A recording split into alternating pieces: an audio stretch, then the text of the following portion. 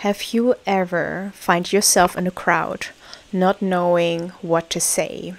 Maybe you are missing confidence to strike a conversation. When you think about that you just have to say whatever comes into your mind, you go blank. Especially when it comes to meeting new people, cultivating new relationships, it's just not that easy. Because we got so used to the fact that we are just constantly on our phone, we are working behind our laptops. It's just not easy to get ourselves back in a social setting, especially when it has been a long time for you. And you know this is what you are needing, but you can't get over your fear. I'm asking you because I know from myself that I have been in this situation, especially when I was a teenager. I often had a lot of self-confidence issues. I had doubted myself in social settings. Maybe sometimes I came across as very confident, but inside I had an internal struggle. I did not know when to say what, and sometimes I had to overthink when to jump into a conversation until someone has literally asked for my opinion. And sometimes I would even just jump into a conversation, but then I just had a feeling no one was interested in what I'm saying anyways. So I know that everyone had this once in a while, especially when you're not feeling in your best state, right? Especially when sometimes you have a phase of like where you're not feeling well, maybe through other circumstances, maybe because you just had a fight with your family, with your partner, maybe you have problems at work. And those kind of external things, they do also influence how we think about us internally. And this is also how we reflect the energy outwardly to other people.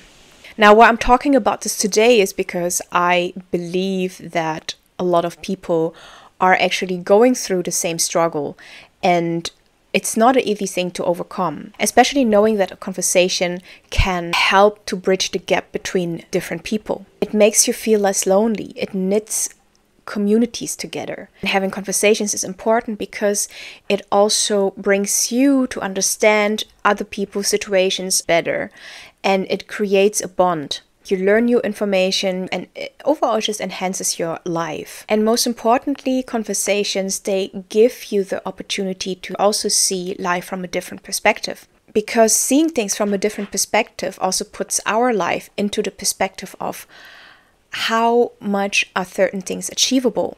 And without any conversation, there's literally no interaction. There is no room for you to reflect on your life, and where you can also see how can I relate other people's life to mine. The consequences also of not having conversations is that you are being overseen. You will be passed over. This is not what we want. And that is why we will speak in today's episode about how you can overcome that fear. We will speak also about where that fear is coming from, and I will give you a few tips on how you can psychologically to feel less tense in certain situations so you do not go blank, and how you can handle with that anxiety, especially when you don't know what to say, and most importantly, how you can still be authentic in social settings. And I know that the fact that you have clicked on this video means that you have the willing to overcome that fear, to overcome that stress of striking a conversation, of breaking the ice. So that's why I won't tell you why it is important to have conversations. You already know that. But what we will talk about in the first point is that how you can break the ice and how you can still continue the conversation. And these are the two things that mostly stop people from striking up a conversation. Breaking the ice and continuing the conversation. It feels like it's a performance. It feels like you have to entertain people, right? Especially if you're someone who is introverted. And even as an extrovert, because I became throughout my adulthood an extrovert, I find it sometimes quite draining. And that's totally understandable. It has nothing to do with who you are.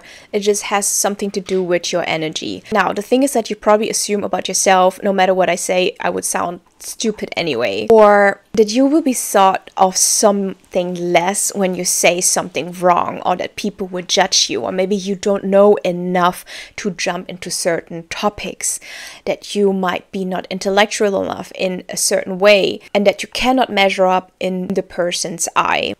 Now, there's this method, it's called R method. ARE.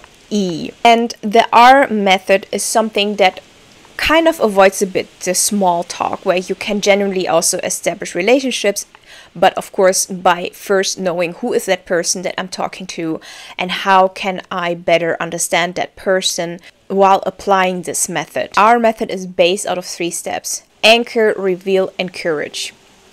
Now we start with the first part, anchoring. What does it mean? Let's say you're meeting someone at a work event. Now you start with something that links you to the other person. And it does not matter how much of a stranger they are to you, you are looking for something that you both have in common. Look for a shared experience, look for any type of connection with them. The solution to the first thing of breaking the ice is very simple. You just ask about the person. Literally, you can just ask anything. I can promise you any person at the event is just waiting to be approached. It's just waiting for you or anyone to have interest in them. And whatever you say, it doesn't have to be clever, doesn't have to be entertaining, as long you just approach the person. It's kind of like using a pickup line, right? So let's say, for example, you go there. Let's call her Emily. You go to Emily at this work event. And then you can say something like, wow, that dessert looks amazing. Or you can also ask, oh, how did you get the job? When did you start to work here? How is your current job going? If you're talking to a woman and you're a woman yourself, it's mostly quite easy, because what you usually do is that you go there, you pay her a compliment, you tell her, hey, you have a really nice dress, I really love the color. Where did you get your dress from? That always works, okay? And then from there on, the person will answer you some questions that you're asking. You talk about fashion. Maybe from fashion you would jump to summer dresses. From summer dresses you jump to seasons, to holidays, and that goes on and on and on. And then at some point maybe you're also going to talk about work, family, how you guys are enjoying the event. Whatever response is coming into as a subject, this is what you're going to follow as a topic. Now the second part is that you are continuing the conversation, right? Sometimes we are also plagued by our inner fear. It's not only about, okay, how do I apply this method so that I can just talk to people? Like, we know how to do it. I think most of us know how to just ask questions and what kind of questions to ask. However, sometimes we are being held back by this anxiety that we feel nervous. And sometimes, overcoming that fear is also depending on how intense your anxiety is at that stage. But one thing that you need to understand is that this fear, which you are having inside yourself at this point in time, it's not coming from you, okay? And this fear doesn't determine who you are as a person. Most of the time we are feeling that fear because we have been told by our parents or by teachers that we are unworthy, that we're stupid, that we are not capable enough. You were just being treated badly in the past. And this, whatever has happened, whoever has calling you stupid, whoever has calling you that you are not worthy enough, has nothing to do in your present life. This is what has happened. And just because someone has called you like that in the past, it doesn't even mean that you were that person in the past. Okay? You need to focus your mind on today. Today you are you who is as significant and as worthy as everyone else in the room. You are not better nor less than the other person. Maybe you are even more as interesting as you think you might be. You only are as interesting as you perceive yourself to be. You will always be the person as you will perceive yourself to be. And that's why you need to give yourself a little bit of self-talk, okay? Give yourself a little bit of self-talk. Prepare yourself. Pretend. If you are not feeling confident enough, then pretend that you are that person. Like I have talked in my previous episodes about how you can create a persona that you want to be, that you write down on a piece of paper, this is the person that I am, that I want to embody with all of the traits. And sometimes we don't feel like this person. We don't feel like this persona, this alternate ego. We cannot embody everything right away, okay? But sometimes when we are acting as if we are, then we are slowly becoming the person that we are acting on, that we're acting about. You know what I mean? So you need to be it even though you don't feel it. Be it even though you don't feel it. The feeling will come later. Push the feeling aside. Anxiety is just a feeling, okay? Be the person and still go out there to network. That's how you need to give yourself the push. That's how you need to constantly remember yourself. Look on the piece of it where you have written your alternate ego on. But just write it in your notes so you can just carry it with your phone. But that is how you remember yourself. This is the person I want to become. Okay? And anxiety has no space for that.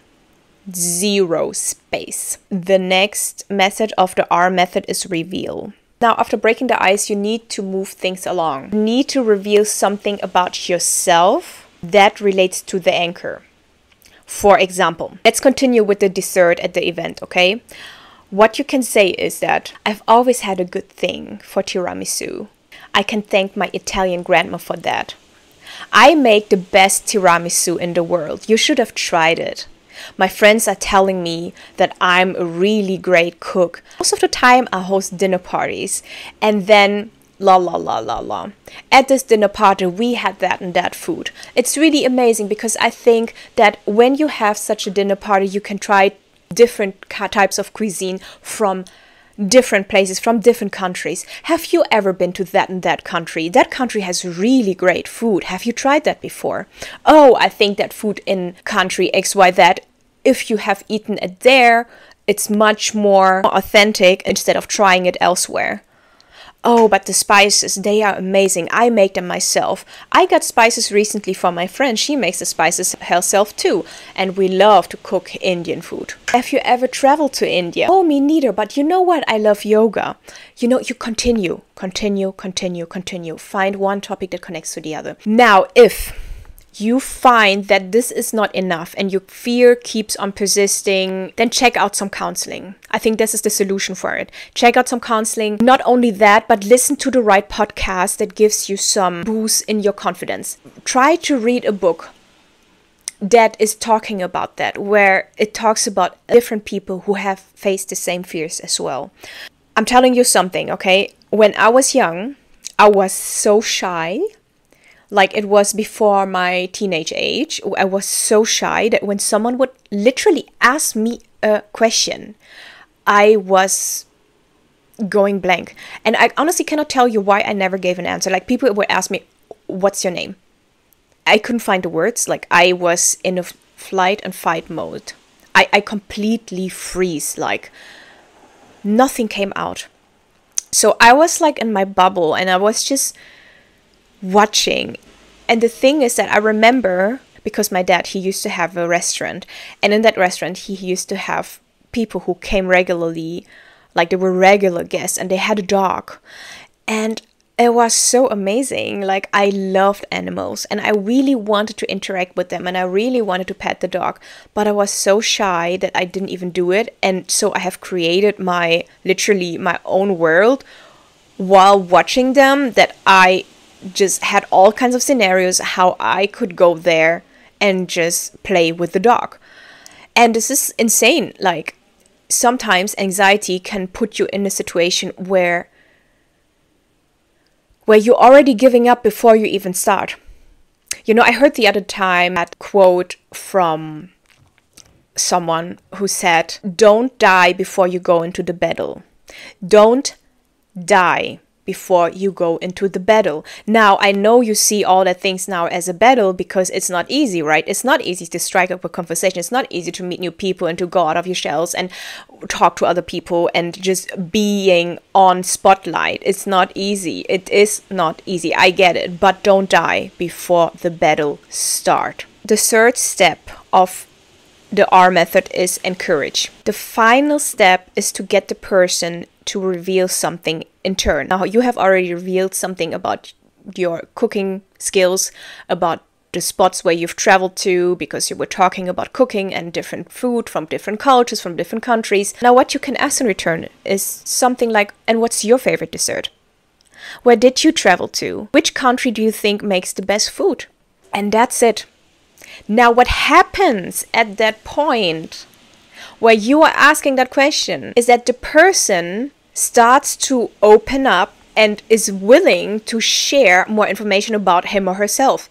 Now you bring that ball into rolling, okay? And you don't have to follow the R method just by each of the steps. And also just start with anchoring, pause, wait for a response. Then you reveal something, pause, wait for a response. And lastly, you're gonna encourage and you're gonna pause and wait for a response as well. So the question you might ask is, how long should I talk in a row? Okay, listen, having a conversation is a feeling thing. It's not about performance, but I get it. Now, sometimes you have those questions because you obviously feel you cannot overcome, or you don't have the feeling for the time, especially when you already in a very stressful situation. The rule of the thumb is roughly 1 minute. You talk for 1 minute, you let the person talk again. Don't overextend it. Don't overextend your speech over 1 minute, and unless you want to have a podcast like I do.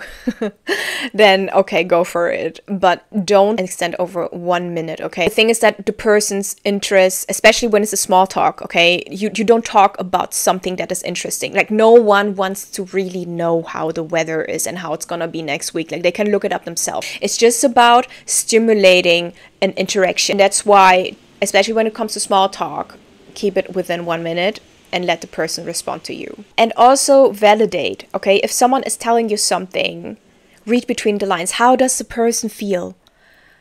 If someone is telling you, one example, you are in a dialogue and you're in a conversation, you're saying, oh, what you gonna be up to next week? I'm gonna go to vacation. Oh, how amazing. And then the person would be, yeah, yeah, it's gonna be fine. And I think it's also gonna be a lot of work to do. And then you're gonna say like, oh, I see that work has really bugged you recently. Just validate for their emotions. Validate for how they feel about certain things. Don't just go for their literal response, but also the nonverbal cues. Because the nonverbal cues, they are made of 55% what people are perceiving between each other. Like in a world where we are constantly behind our phones, behind our laptops, sometimes you miss out the nonverbal cue. And sometimes you can sense those things through video calls, but it is nonetheless still important for you to not missing out the nonverbal cues, that you are still among people and that you socialize in that way, not only online. I heard the other day of this amazing quote: the most confident people are the ones that are making other people feeling confident as well. When it comes to socializing, you need to get more out of your head and more into your heart, okay? Learn to concentrate more on the other person, especially when you're feeling anxiety. Learn to focus more on the feelings of others, because when you are focusing on how the other person is feeling, then you are forgetting how you feel, especially when you don't feel well in that particular moment. And it feels a bit paradox when it comes to interaction with other people. But the best way to come up with something to say is trying not too hard to find something to say. So it's more a thing of that you feel it instead of thinking things through. It's not a performance.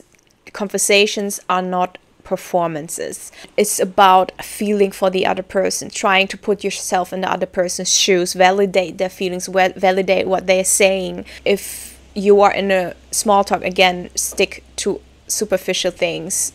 Ask about the weather. Even we all know that we don't want to talk about the weather, but most people, believe me, are still happy if you just say something, anything, anything, okay? And if your anxiety is still there, if it's not going away, then let it be. Work yourself around the anxiety. Let the anxiety sit.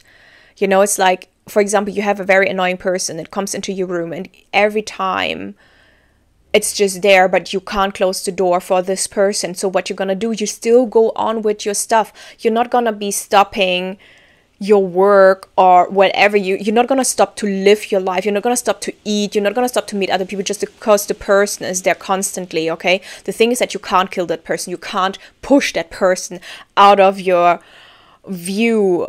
So this is how you need to picture that anxiety is that annoying person. So work yourself around it. Do the things anyways that you want to do. So, and let the person be. And if there is really nothing else for you to anchor on, then start to ask questions about the present past and future. Now, how does it look like? How are you today? What have you been up to this week? What you gonna do next week? Do you have any plans for your vacation? And if they happen to tell you, oh, I was watching that one amazing movie in the cinema, then ask them, how did you like the movie? What did you like the most about the movie? Okay, so let the person talk.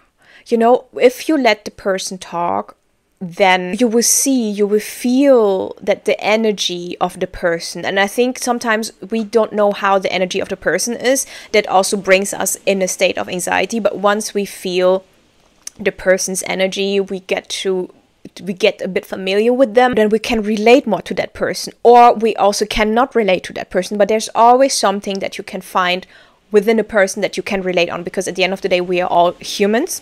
We have the same habits. We have to eat, we have to work, we have to do something with our life, we have to have a purpose, la-di-da-di-da. We have hobbies. So there's always something you can relate on. What I'm trying to tell you is that just let the person talk, just let the person speak. And so when the person speaks, at some point, you can just jump in if you find something interesting about them. Now, what if you want to be with people, but you just don't like oversharing? Maybe you're someone who is like, okay, I want to connect with people, but I hate oversharing everything right at the beginning. What you should understand is that it's okay not to overshare, because you don't owe everyone who you are, at least not in depth. You can talk about superficial things, and understand also that connections, relationships, they happen over time. You cannot expect to have, after the first time of meeting someone new, that you're gonna be best friends, okay? It takes time. And you need to validate also, especially when it comes to friendships, relationships, whatever you want to establish out of it. It requires different types of scenarios so you can validate what the person is telling about themselves or what the person is showing about themselves. But what I know, never underestimate your gut feelings. Always, always trust your gut feelings. And sometimes I meet people. They might not be like people who are constantly entertaining, who are constantly performing with their speeches, or maybe making the best jokes. But I swear to you, like, my gut feeling still tells me they are good people. And I have a lot of those people who are like so close to me. But when it comes to relationship, I don't care if my closest friends are the best stand-up comedian or not, right? Because you want to have a friend, and you don't want to have a stand-up comedian who's keep on entertaining you. So when it comes to relationship, it's not about performance. Understand that again. And I keep on repeating it throughout this episode, but you need to understand it and really understand that people are not only seeking for people to entertain them, but really to understand them, to feel with them, to empathize with them, to listen to them. Like, many people nowadays are not being really listened to. Especially with men. If you happen to be a woman who has a partner right now, you can also see the dynamic of how, at least I see the dynamic of how I can tell something to my girlfriends and they just get it immediately. Whereas if I would tell it to someone male, it takes some time for them to grasp things. And this is because our intuition is just on a different level. But this is all the things that I have also mentioned in previous episodes, and that's why it's like, yeah, female connection is priceless. If you have a really good female friend, just keep that person, and of course, unless she is toxic, then you let her go. But yeah, try to strive with each other and give each other that kind of energy that you are being heard, that you're being listened to. But yeah, back to my point, truthfully, people are your friends because they like your character and not because they like you just for you to being the clown on the stage, okay? So it's okay sometimes also just to give a bit of yourself, to tell you a bit of yourself, but you don't have to share everything, and you also shouldn't, especially if you have just met the person right at the beginning. My last point is just learn to love people. Honestly, how I got out of my state of being just, zooming out and just playing scenarios over and over again is that I start to see people in a way that they shouldn't give me anxiety, and that I try to appreciate things about people, because having a conversation is like a play of appreciation and emotional exchange. Of course, there are words that gives you the conversation, but if you want to have a conversation to build on truthful relationships, it's based on emotional exchanges through verbal communication and through nonverbal communication. And it is not a battleground. It is not a stage. It is not a courtroom for you. So try to see it in that way. Try to see it in that way, that a conversation takes place because you are there to open your heart to someone. Someone is opening their heart to you, maybe not right away, but hey, this is something that is beautiful about getting to know someone over the time, right? And I know that stepping into someone else's worldview and into their word, it takes a lot of courage. It's not easy. I know a lot of people also try more to prioritize their feelings, and they're afraid of losing control, and I was one of the person as well. Let me tell you something. There's the irony of this ego suspension. So you suspend your ego. When you suspend your ego, when you let go of control, when you let go of, I need to focus on how I feel, I need to focus on my anxiety. When you give them no priorities, your communication is becoming better, because the connection between you and the person, because you have decided in that moment to understand the person better instead of yourself. Because of that, your communication is becoming richer, and so does your relationship. So learn to love people. I learned to love people instead of seeing them as threats. And I know if you're gonna take also genuine interest in other people, then you're gonna have the best time. I'm sure if you're gonna see a conversation not as a battleground, but instead of a way of emotionally exchange and communicate with each other, you're gonna have the best time when you're gonna be among people. I believe in you, and I know you can do it, and I know it takes time, but I also know that there is nothing more beautiful than connecting with one another. I send you lots of love. I send you lots of strength. I hope you like this episode. Leave me a comment what you have learned and if you have any questions. And until next time. Mwah.